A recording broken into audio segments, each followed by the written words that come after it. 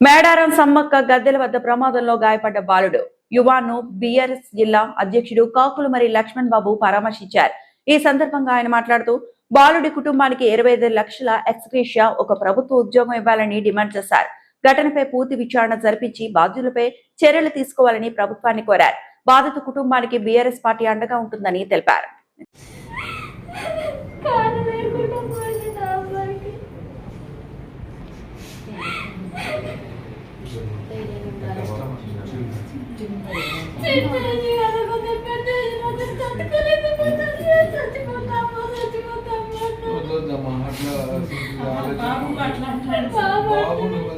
ధైర్యం చెప్పాలమ్మా, మనంతా మేమందరం ఉంటాం.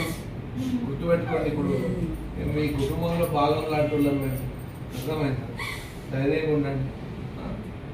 సార్ ఉన్నాడు, ఆయన దేవుడు లాంటి సార్. ఇంతమందికి మనకి ఇక్కడ మన ప్రాంతంకి అయితే ఇట్లా ఇక్కడ ఈ హాస్పిటల్ ఇక్కడ ఒక వరం మనకు.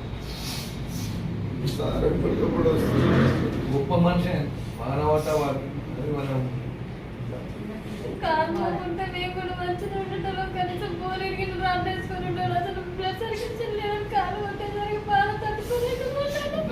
ధైర్యంగా ఉండాలమ్మా, ధైర్యంగా ఉండాలి. అబ్బాయి వాళ్ళ వాడు బాధపడాలి, వానికి ధైర్యం నింపాలి.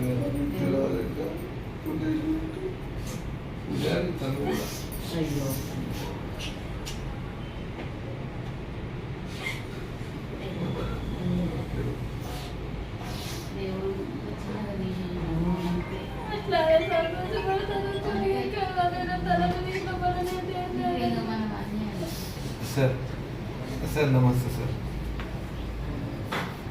అదే సార్ సార్ చెప్పింది సార్, అదే మీకు చేద్దాం అనుకున్నాను.